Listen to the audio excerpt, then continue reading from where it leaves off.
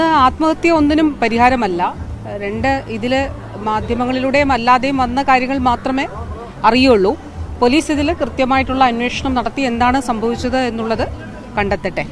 അത് കഴിഞ്ഞതിന് ശേഷം നമുക്ക് എന്താണ് എന്നുള്ളത് നമുക്ക് അതിലൂടെ മാത്രമേ പറയാനായിട്ട് കഴിയുകയുള്ളൂ. ഇപ്പോൾ പോലീസ് അത് അന്വേഷണം നടത്തുന്നുണ്ട്. അപ്പോൾ അന്വേഷണത്തിലൂടെ എന്താണ് സംഭവിച്ചത് എന്താണ് എന്നുള്ളത് പോലീസ് കണ്ടെത്തും.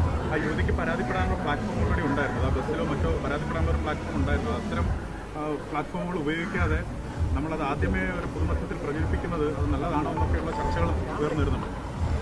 ഈ വിഷയത്തിൽ എന്താണ് സംഭവിച്ചതെന്നുള്ളത് തീർച്ചയായിട്ടും പോലീസ് അന്വേഷിക്കട്ടെ. പരാതിപ്പെട്ടിട്ടുണ്ടോ അത് അറിയില്ല. പരാതിപ്പെട്ടിട്ടില്ല എന്നാണോ?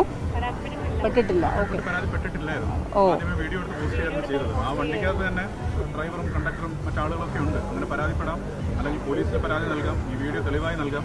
പക്ഷെ അതിനു മുമ്പ് എന്താണ് എന്നറിയാതെ അങ്ങനെ പ്രചരിച്ചതുകൊണ്ടാണ്.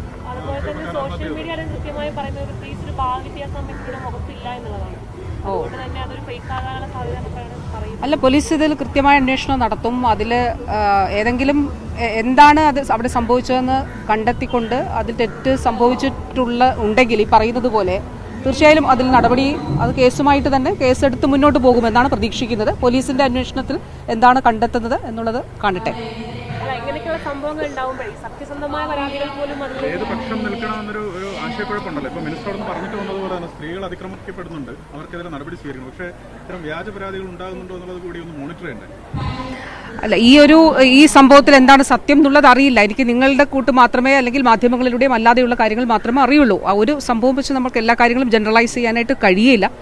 ഈ സംഭവത്തിൽ ഞാനതാണ് തുടക്കത്തിൽ പറഞ്ഞത്, ആത്മഹത്യ ഒന്നിനും പരിഹാരമല്ല എന്നുള്ളത്. വ്യാജ പരാതികൾ, വ്യാജമായിട്ടുള്ളത് എന്തും അത് നമുക്കൊരു കാരണവശാലും അങ്ങനെയാണെങ്കിൽ അറിയില്ല, നമുക്കത് അംഗീകരിക്കാനായിട്ട് കഴിയില്ല.